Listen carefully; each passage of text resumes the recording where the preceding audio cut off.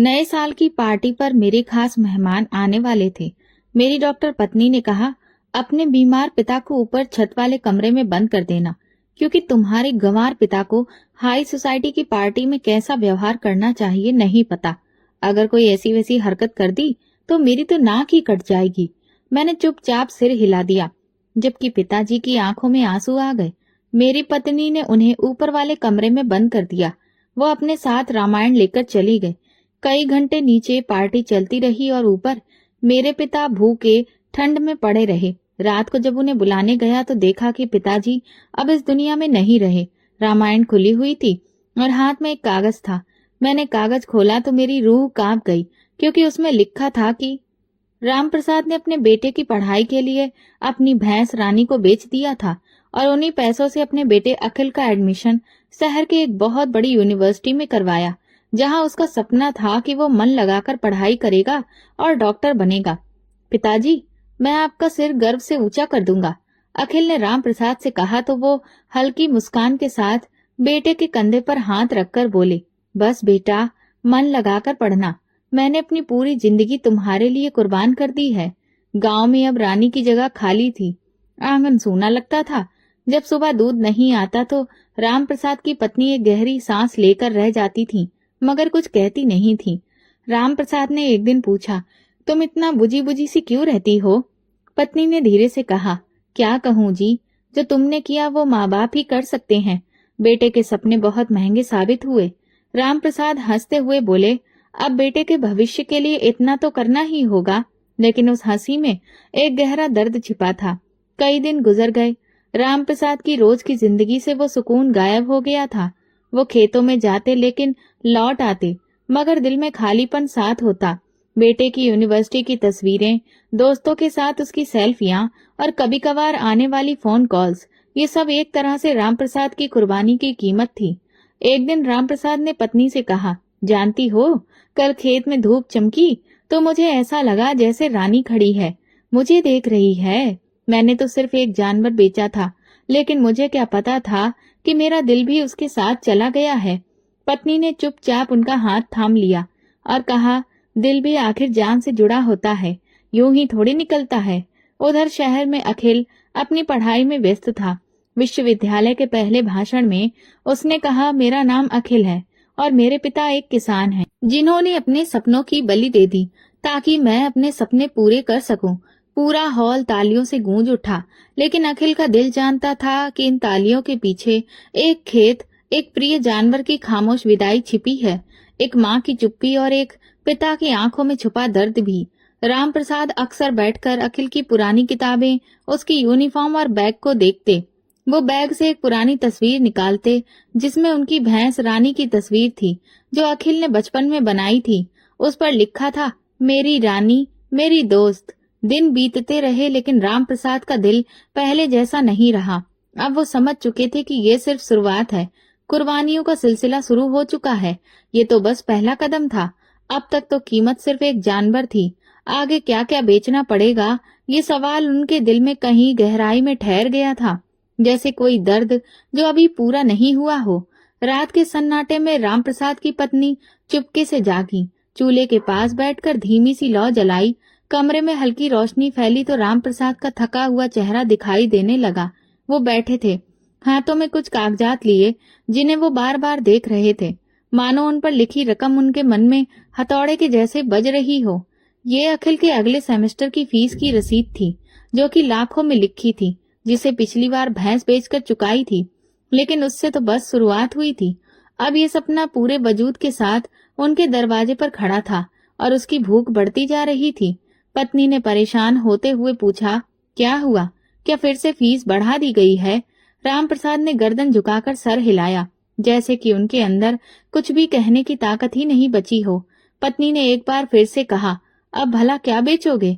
राम प्रसाद ने कुछ भी नहीं कहा, बस अपनी पुरानी अलमारी की चाबी उठाई और अलमारी खोलकर उसे जमीन के कागज निकाले जो उनके घर की थी। नहीं जी, ये मत करो, ये हमारा घर है, इसे बेच दिया तो फिर हम लोग कहाँ जाएंगे? राम प्रसाद ने शांत आंखों के साथ कहा, अगर ये छत मेरे बेटे के सपने के बीच में आ रही है तो मैं फिर खुशी से इसे भी गिरवी रख दूंगा, पर वो डॉक्टर जरूर बनेगा। बस कुछ और साल की बात है। ये सुनते ही पत्नी खामोश हो गई, जैसे किसी ने उसकी सांसों को रोक दिया हो। इसी घर में उन्होंने अपनी पूरी जवानी गुजारी थी। बच्चे को पाला था, दीवारों पर उनके हाथ के निशान थे, छत पर सर्दियों की धूप और गर्मियों की चांदनी बसी थी। लेकिन अब ये सब किसी सपने की खातिर कुर्बान हो रहा था। कुछ दिनों के बाद राम प्रसाद शहर के बैंक में बैठे थे। सामने कागज रखे हुए थे और माथे पर पसीना था। दिल पर कर्ज का बोझ बहुत भारी हो चुका था। कर्ज बैंक ने स्वीकार कर लिया, घर गिरवी रख दिया गया और पैसों से फीस जमा कर दी गई। अखिल का अगला सेमेस्टर भी शुरू हो गया। अखिल बहुत ज्यादा खुश था। पिताजी, मैं अगली प्रयोगशाला के शोध में शामिल हो रहा हूँ। यहाँ के सीनियर डॉक्टर रजत मुझे पहचानने लगे हैं।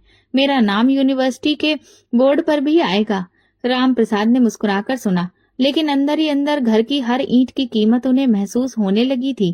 धीरे धीरे महीने गुजरते गए, फीस बढ़ती गई। अब अगली बारी पड़ोस की जमीन की थी। वो जमीन जो रामप्रसाद ने हमेशा अपने भविष्य को सुरक्षित रखने के लिए बचाकर रखी हुई थी, अब वो भी बिकने लगी। एक दिन पत्नी ने कहा, आपने कभी सोचा है, अगर वो डॉक्टर नहीं बन सका तो फिर हम लोग कहाँ जाएंगे? रामप्रसाद ने अपनी पत्नी की बात को काटते हुए कहा, वो डॉक्टर जरूर बनेगा। मुझे भगवान पर और अपने बेटे की मेहनत पर पूरा भरोसा है। अखिल यूनिवर्सिटी में बहुत फेमस हो चुका था। उसके बहुत सारे दोस्त बन गए। कई बार भाषण दिए, तस्वीरें सोशल मीडिया पर आईं। वो एक नए माहौल में खुद को बहुत बड़ा समझने लगा था। एक दिन उसने फोन पर कहा, पिताजी, मेरी मेडिकल एसोसिएशन का प्रोग्राम कोलकाता में है। वहां पर जाना बहुत जरूरी है और रजिस्ट्रेशन के लिए 5,000 चाहिए और साथ में यात्रा का खर्चा अलग से होगा। क्या ये सब आपसे हो पाएगा? रामप्रसाद ने सर झुकाकर कहा, हाँ बेटा, मैं इंतजाम करता हूँ।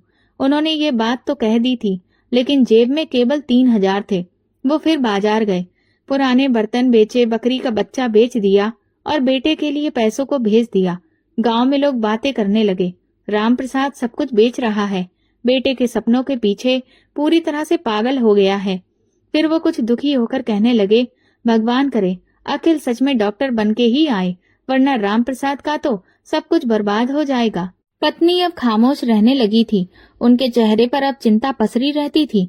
एक शाम रामप्रसाद बैठे हुए थे। हाथ में उनके पुराना लोटा था, जिस पर अखिल ने बचपन में अपना नाम और दिल का निशान बनाया हुआ था। उन्हें वो दिन याद आया जब अखिल ने पहली बार कहा था, पिताजी, मैं बड़ा होकर डॉक्टर बनूंगा और सबकी मदद करूंगा और फिर आपको भी एक बड़ी सी गाड़ी दिलवाऊंगा। रामप्रसाद की आंखें भर आईं। उन्होंने आसमान की तरफ देखा और कहा, हे भगवान, मेरी कुर्बानी को बेकार मत करना। अब वो समय आ चुका था जब आखिरी खेत भी बेचना था। इस बार रामप्रसाद की आवाज भी भर्राई हुई थी। जमीन के कागजों पर हस्ताक्षर करते हुए उनके हाथ कांप रहे थे। पत्नी कमरे में आई और बोली, अब तो समय हो गया है। देखिए, अगर कोई छत बचेगी तो बस वो आसमान की ही होगी। लेकिन रामप्रसाद ने बस इतना कहा, आखिरी सेमेस्टर है, बस एक बार ये भी पूरा हो जाए तो सब ठीक हो जाएगा। जब अखिल को ये पता चला कि पिताजी ने आखिरी बची हुई जमीन भी बेच दी है, तो उसके चेहरे पर एक पल के लिए सन्नाटा पसर गया था। लेकिन फिर उसने खुद को संभाला। पिताजी, मैं आपको निराश नहीं करूंगा। मेरे अंतिम परीक्षा की तैयारी पूरी है। रामप्रसाद ने उसे आशीर्वाद के साथ विदा किया, लेकिन दिल में एक अजीब डर बैठ गया था, जैसे सपने पूरे होने की जगह किसी अंधेरे में खो रहे हों। गर्मियों की तपन थी। परीक्षा का आखिरी दिन था। अखिल के हाथ पसीने से भीगे हुए थे। दिल में अनजानी बेचैनी थी। परीक्षा के कमरे के दरवाजे पर खड़े होकर उसने आखिरी बार जो कुछ भी याद किया था उसे दोहराया। माँ के आशीर्वाद को याद किया और परीक्षा के कमरे में दाखिल हो गया। उसे पता था कि ये सिर्फ एक एग्जाम नहीं था, ये एक सफर का फैसला था, एक यात्रा का निर्णय था, एक ऐसी यात्रा जो रामप्रसाद ने अपने सपनों की बुनियाद पर शुरू की थी। लेकिन किस्मत की कलम कभी कभी उन सपनों के रंगों को फीका कर देती है। परीक्षा के बाद दिन, रात और हफ्ते जैसे रुक से गए थे। रामप्रसाद हर दूसरे दिन अखिल को फोन करते, बेटा तुम्हारे एग्जाम कैसे हुए? और हर बार अखिल धीमी आवाज में जवाब देता, पिताजी, भगवान सब कुछ ठीक कर देगा। रामप्रसाद कुछ महसूस कर रहे थे, कुछ अजीब सा। वो अब ज्यादा समय तक भगवान के आगे बैठकर प्रार्थना करते रहते थे। पत्नी भी अब पहले जैसी शांत नहीं रही थी। वो लगातार चिंता में रहती थी। एक दिन उन्होंने कहा, अगर भगवान ने हमें फल नहीं दिया तो? रामप्रसाद ने केवल एक बात कही, तो जो भी होगा वो फिर भगवान की मर्जी से ही होगा। रिजल्ट का दिन आ गया था। अखिल ने अपने दोस्तों के साथ कंप्यूटर पर रिजल्ट देखा, लेकिन उसमें अपना नाम नहीं पाया। उसका दिल ये देखकर बैठ गया जैसे किसी ने उसकी आत्मा को ही खींचकर निकाल दिया हो। दोस्तों ने उसे सांत्वना दी, कंधे को थपथपाया, लेकिन वो बहुत अच्छे से जानता था कि इसके लिए सब कुछ दांव पर लगा दिया था। वही सपना आज जमीन में दफन हो गया है। वो दिन बहुत ज्यादा भारी था। अखिल ने राम प्रसाद को फोन किया, लेकिन उसके शब्द गले में ही अटक गए थे। वो सिर्फ इतना कह पाया, पिताजी मैं पास नहीं हो पाया। दूसरी तरफ पूरी तरह से खामोशी पसर गई थी। फिर राम प्रसाद की टूटी हुई आवाज आई, ठीक है बेटा, भगवान सब ठीक करेगा। राम प्रसाद की आवाज में वो हार थी जो किसी योद्धा को युद्ध के अंतिम सिपाही के गिर जाने पर महसूस होती है। उन्होंने फोन बंद किया और कुछ पल ऐसे ही दर्द के बोझ तले बैठे रहे। पक्षी अपने घोंसलों की तरफ लौट रहे थे। सूरज ढल रहा था, लेकिन राम प्रसाद का चेहरा जैसे इस समय से बाहर हो चुका था, बिल्कुल रंगहीन, निर्जीव। पत्नी ने हैरान होकर पूछा, क्या हुआ? तो राम प्रसाद ने धीरे से कहा, अखिल फेल हो गया है। उनकी पत्नी बैठ गईं, जैसे किसी ने उनके पैरों तले से जमीन खींच ली हो। तो अब हम क्या करेंगे? राम प्रसाद ने लंबी सांस लेकर कहा, पता नहीं, शायद वो कोई नौकरी ढूंढ ले। कुछ दिन बाद अखिल का फोन आया कि अभी अस्पताल में छोटी सी नौकरी मिल गई थी, वार्ड बॉय की। फिलहाल तनख्वाह बहुत कम थी, लेकिन कुछ ना होने से तो बेहतर ही है। राम प्रसाद ने जबरदस्ती मुस्कुराकर कहा, अच्छी बात है बेटा, काम कोई भी छोटा बड़ा नहीं होता। लेकिन उसके दिल ने चुपचाप कहा, जिस कीमत पर मैंने ये सपना खरीदा उसका परिणाम ये नहीं होना था। राम प्रसाद और उनकी पत्नी ने पुराने जख्मों को पीछे छोड़ने का फैसला लिया। अब वहां पर कुछ भी नहीं बचा था, न जमीन, न घर, न रोजगार, बस यादें थीं जो हर दीवार पर चिपकी हुई उदासी जैसी फैली थी। कुछ पुरानी संदूक, थोड़े से पुराने कपड़े और टूटे हुए सपने, बस यही उनका सामान था। उन्होंने पुराने घर का ताला बंद किया और एक बार पीछे मुड़कर उस दरवाजे को देखा जिसके पीछे उनकी पूरी जिंदगी बीती थी। शहर में अखिल ने छोटे से किराए के मकान की व्यवस्था कर ली थी। वो अपने माता पिता को लेने गया। रास्ते भर खामोशी थी। माँ ने एक बार खिड़की से बाहर देखा और कहा, इन 2 हफ्तों में हमने जैसे अपनी पिछली पूरी जिंदगी को जी लिया। अब ये नजारा भी अजनबी लगेगा। शहर के उस छोटे से फ्लैट में सब कुछ नया था, लेकिन दिल पुराने जख्मों से भरे थे। अखिल सुबह जल्दी अस्पताल चला जाता और शाम को थका हारा लौटता। राम प्रसाद खिड़की से बाहर ट्रैफिक को देखते रहते थे और सोचते कि जो जिंदगी कभी खेतों में हंसती खिलखिलाती थी, अब सीमेंट की दीवारों में कैद हो गई है। शहर की सुबह गांव की सुबह से बिल्कुल अलग होती थी। ना तो मुर्गों की बांग होती, न खेतों की खुशबू, न पक्षियों का चहचहाना जो दिन की शुरुआत को खूबसूरत बनाते थे। यहाँ सब कुछ तेज, बेरहम और संवेदनहीन था, जैसे इंसानों के चेहरे मोबाइल की चमक से रोशन हो। अब अखिल अपनी नौकरी में उलझा हुआ था। वो अस्पताल के मरीज, रिपोर्ट और दावों की दुनिया में खो गया था। अब वो खुद को परिवार के लिए उपयुक्त मानने लगा था और उनके लिए समय निकालना कठिन लगता था। वो कहता, आप लोग आराम करो, मैं शाम को कुछ फल लेकर आ जाऊंगा। लेकिन जब शाम होती तो वो थका हारा खाली हाथ वापस घर लौट आता। एक शाम राम प्रसाद ने पत्नी से छत पर चलने की जिद की। चलो सुशीला, शहर की शाम देखें, शायद कुछ मन बहल जाए। पत्नी ने फीकी हंसी के साथ कहा, यहाँ की शाम में सुकून नहीं है, बस शोर है। गांव की शाम में जब भजन की आवाज गूंजा करती थी तो कितना सुकून मिलता था। यहाँ तो केवल अब गाड़ियों के हॉर्न सुनाई देते हैं। कुछ ही दिनों में उनकी तबीयत बिगड़ने लगी। राम प्रसाद ने अखिल से कहा, बेटा, तुम्हारी माँ की तबीयत ठीक नहीं लग रही है, किसी अच्छे डॉक्टर को दिखा लो। अखिल ने लापरवाही से जवाब दिया, पिताजी मैं खुद अस्पताल में हूँ, दवा भी ले आऊंगा, बस समय पर आप उन्हें खिला दिया करिए। राम प्रसाद कुछ कहना चाहते थे मगर चुप हो गए। उन्हें एहसास था कि इसके लिए उन्होंने सब कुछ बेच डाला। वो बेटा अपनी माँ की आंखों का आंसू तक नहीं देख पा रहा। एक रात बारिश हो रही थी, छत से पानी टपकने लगा। पत्नी की खांसी और बारिश की बूंद की टप टप ने कमरे को एक बड़े ही दुख भरे माहौल में बदल दिया था। राम प्रसाद अपनी पत्नी के सिर पर हाथ फेरते रहे और धीरे धीरे कुछ बड़बड़ाते रहे। सुबह होते होते उनकी पत्नी की सांस धीमी होने लगी थी। वो उनका हाथ पकड़कर कह रहे थे, कुछ भी नहीं होगा तुम्हें। पत्नी ने कहा, प्रार्थना करो, कि भगवान सब ठीक करे, लेकिन शायद भगवान को तो कुछ और ही मंजूर था। सुबह जब सूरज निकला तो राम प्रसाद की पत्नी, जिन्होंने उनके साथ जीवन की तेज धूप झेली थी, अब हमेशा के लिए शांत हो चुकी थी। उनके चेहरे पर वही सुकून था जो शायद गांव के किसी पुराने कमरे में बचपन के झूले के पास सोते वक्त होता था। रामप्रसाद की आंखों के सामने अंधेरा छा गया। वो खामोशी से शहर की इस भीड़ में अकेले बैठ गए। अब बारिश की बूंदें जमीन पर नहीं, उनके दिल पर गिर रही थीं। अखिल दोपहर तक आया। अपनी माँ की लाश देखकर कुछ देर तक वो चुपचाप खड़ा रहा। फिर औपचारिकता बस आंसू बहा दिए और अंतिम संस्कार के इंतजाम में लग गया। पिताजी, आप बिल्कुल भी फिक्र मत कीजिए, मैं सब कुछ संभाल लूंगा। उन्हें जलाने की प्रक्रिया शांतिपूर्वक पूरी हुई। कोई भी करीबी रिश्तेदार पास में नहीं था, सिर्फ कुछ पड़ोसी और राम प्रसाद की अधूरी प्रार्थनाएं। शमशान में चिता को अग्नि देते समय राम प्रसाद ने अपना सर झुका लिया और बस इतना कहा, अब तुम्हें इस दुनिया की भाग दौड़ और शोरगुल से मुक्ति मिल गई है। अंतिम संस्कार के बाद राम प्रसाद बहुत देर तक वहीं बैठे रहे। उन्हें पत्नी की कही हुई बातें याद आ रही थी।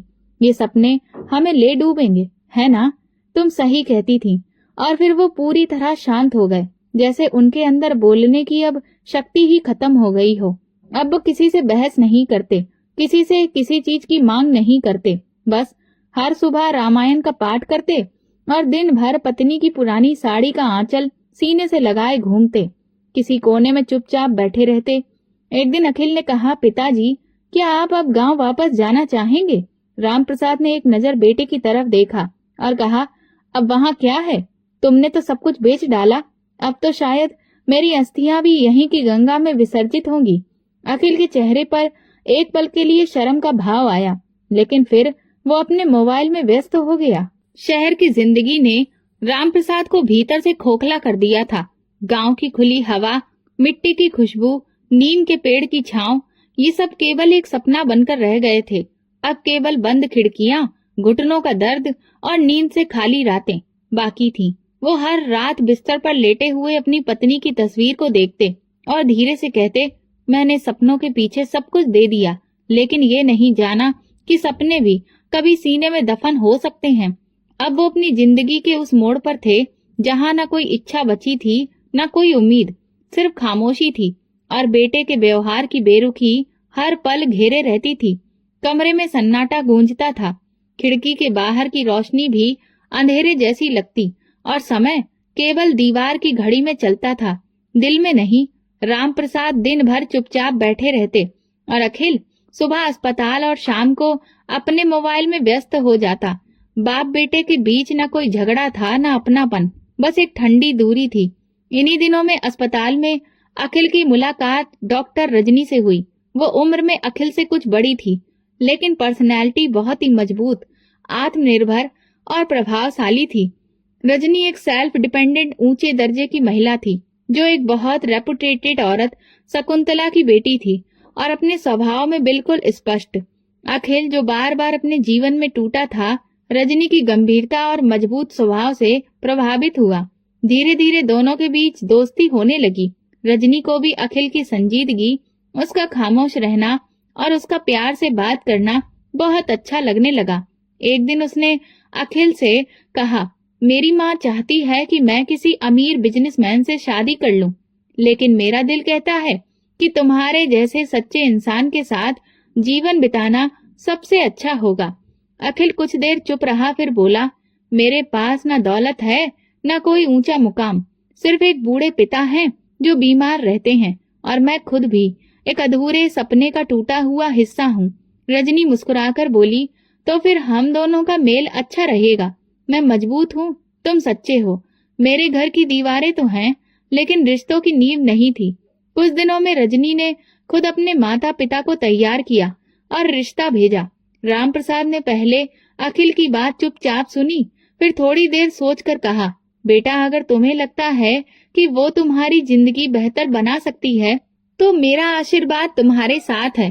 राम प्रसाद को उम्मीद थी कि शायद अब अखिल को एक अपना घर मिलेगा। शायद वो खुद भी उसे तंग मकान से निकलकर किसी बेहतर जगह जा सकेगा। शादी साधारण तरीके से हुई, लेकिन रजनी के घर की चमक धमक, फैशन, महंगे कपड़े और घमंडी नजरों ने राम प्रसाद को भीतर से बहुत ही छोटा और कमजोर महसूस करवाया। शादी के बाद जब राम प्रसाद दुल्हन को विदा होते हुए देख रहे थे तो उनके दिल में एक अजीब सा खालीपन था, जैसे इस शादी में कुछ अधूरा था। कोई भावना, कोई अपनापन, कुछ भी नहीं।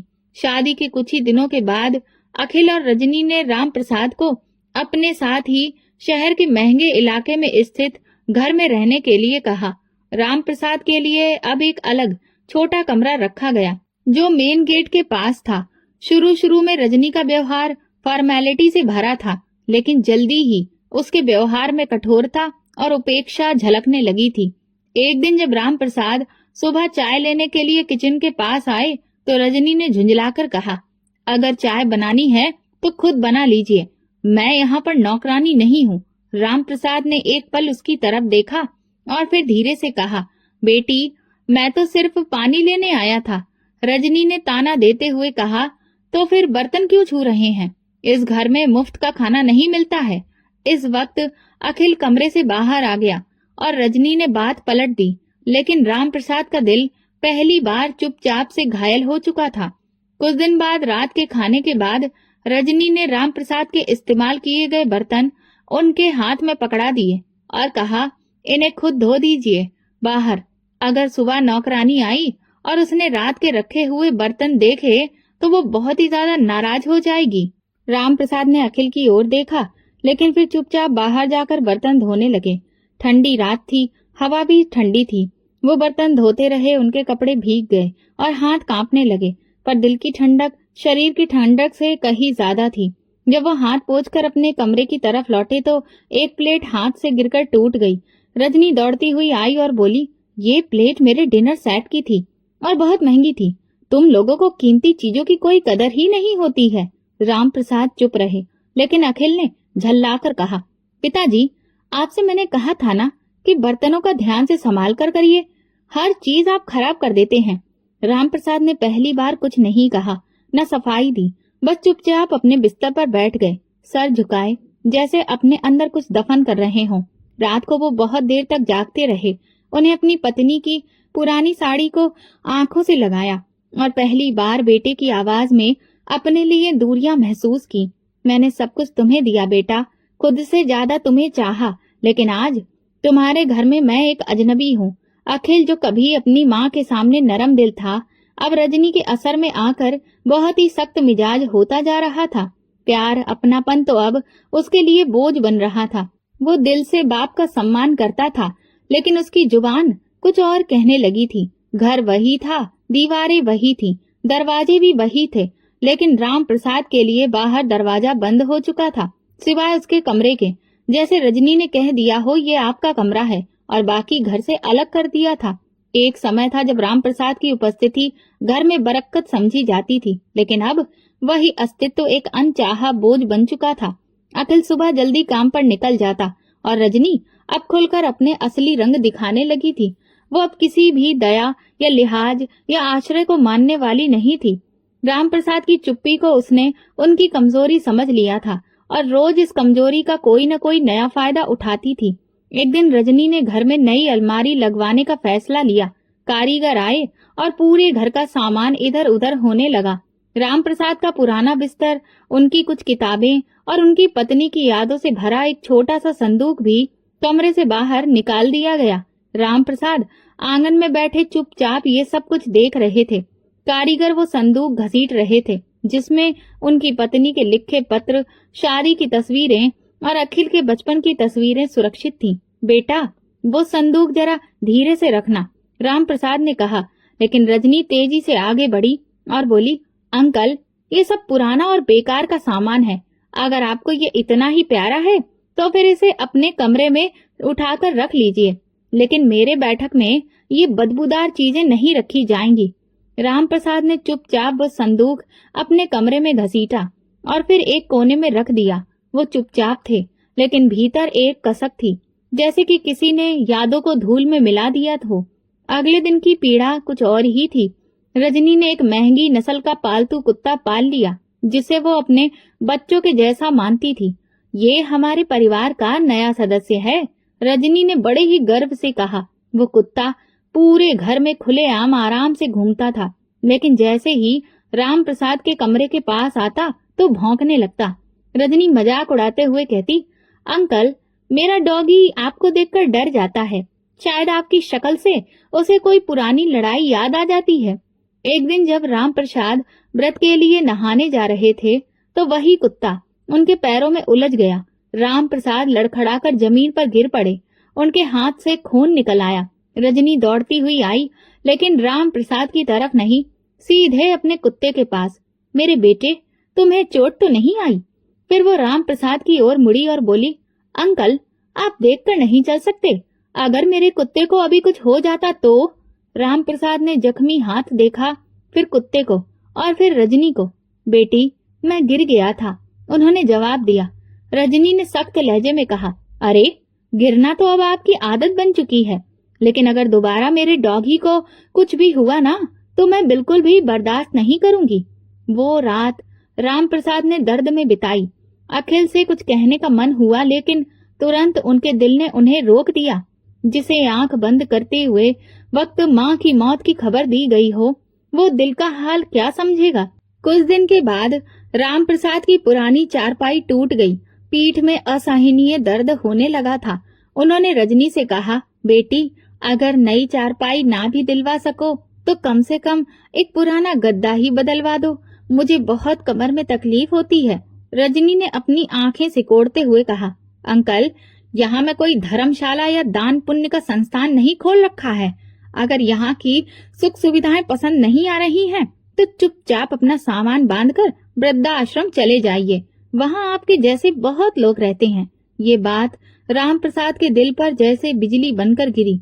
जो मेरी मेहनत का बना हुआ घर था, उसे मैं इस घर में रहने वालों के खातिर लुटा दिया था, और आज इन लोगों के घर में खुद मेरे लिए ही जगह नहीं बची थी। उसी रात राम प्रसाद ने पुराने संदूक से अपनी पत्नी की अंगूठी निकाली और उसे अपने चेहरे से लगाते हुए वो रोने लगे। तुम होती तो ये सब ना होने देती। तुम होती तो मेरा बेटा मुझे यूं बेबस ना देखता। अब रजनी का अत्याचार एक नया ही रूप ले चुका था। वो जानबूझकर राम प्रसाद का खाना समय पर नहीं देती थी और अक्सर नाटक करते हुए कहती, अरे, अंकल के लिए खाना तो मैं रखना भूल ही गई थी। कभी कहती, अभी तो उन्होंने नाश्ता किया ही है, तो अभी थोड़ी ना खाना खाएंगे। या फिर वो अक्सर रात की बची हुई सूखी सब्जी उन्हें दे देती। कहती, पिताजी को भला ये सब से क्या ही फर्क पड़ता होगा। वो अक्सर राम प्रसाद के साधारण पहनावे पर भी भद्दी भद्दी बातें करती। कभी किसी ने देखा है ससुर को इस तरह की धोती और कमीज पहनकर मेहमानों के सामने आते हुए? भगवान के लिए इनसे कहो कि ये अपने कमरे से बाहर ना निकला करें। अब राम प्रसाद को खाने के समय घर के बाहर दरवाजे के पास थाली पकड़ा दी जाती। कभी बासी रोटी तो कभी बचा कुचा खाना। वो सब चुपचाप खा लेते, जैसे जिंदगी की इस अपमानजनक स्थिति को वो अपनी किस्मत मान चुके हों।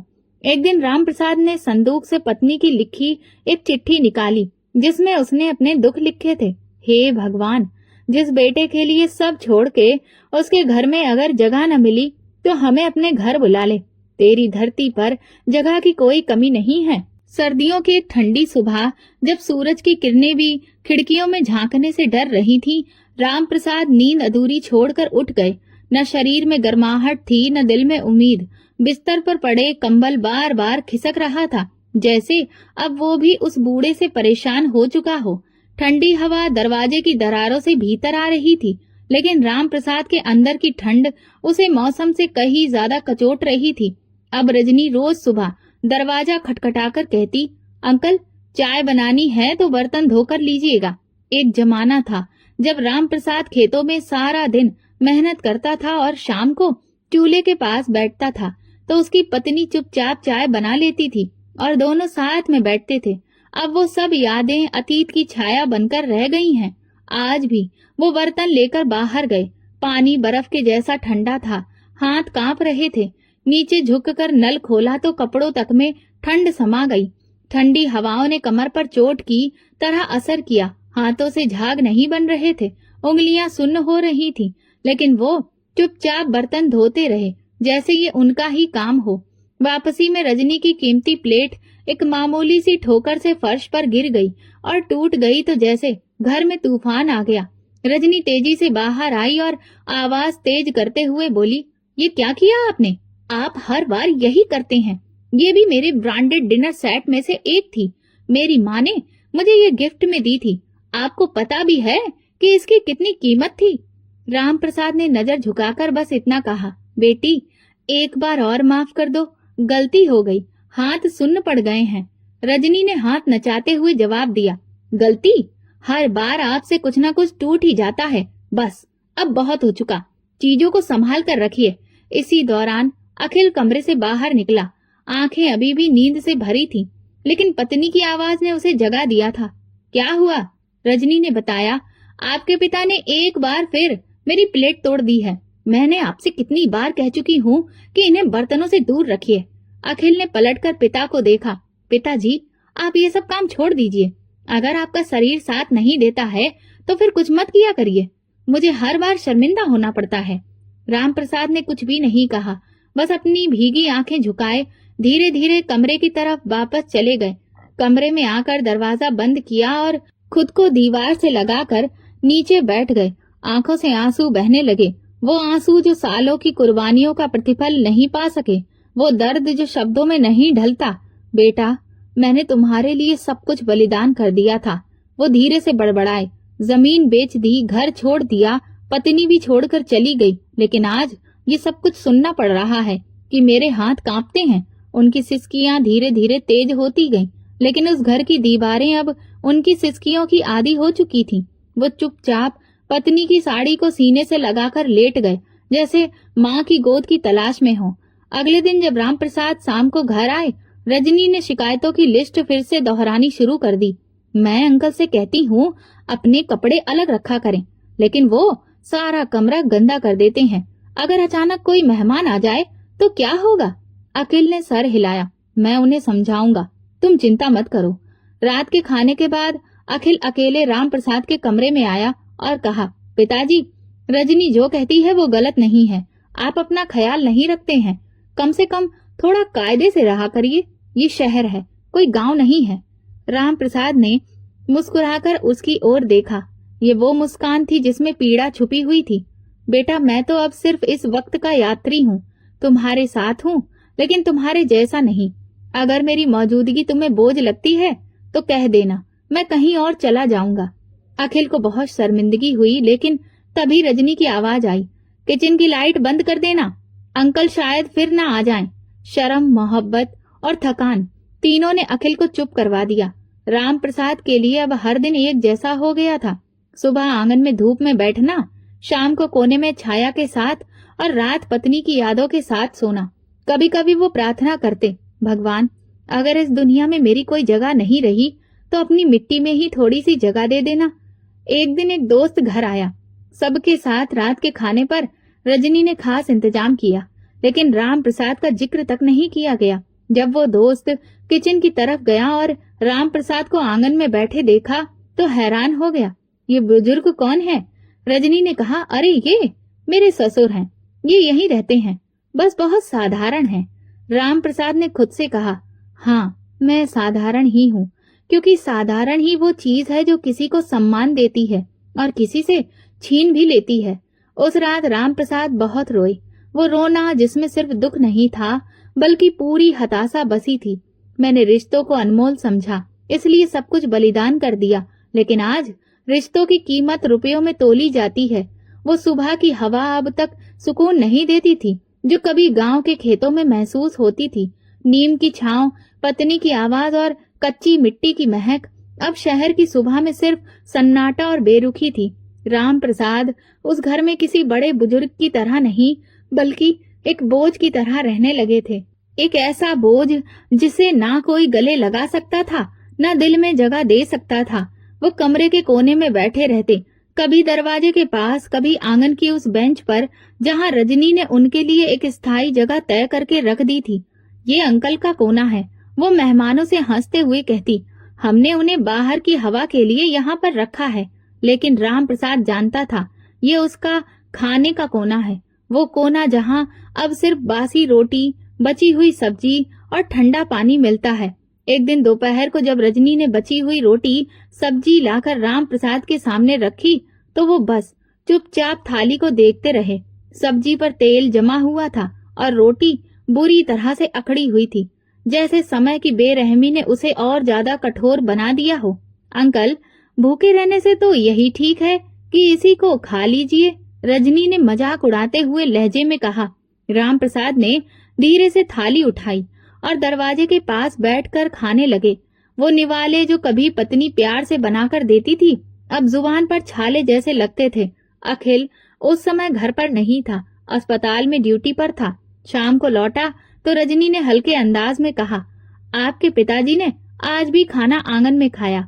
उन्हें ड्राइंग रूम की हवा शायद पसंद नहीं आती है। शायद। अखिल ने बस मुस्कुराकर सर हिला दिया। अब वो हर बात में अपनी पत्नी की हाँ में हाँ मिलाने लगा था, चाहे बात कितनी भी तीखी क्यों न हो।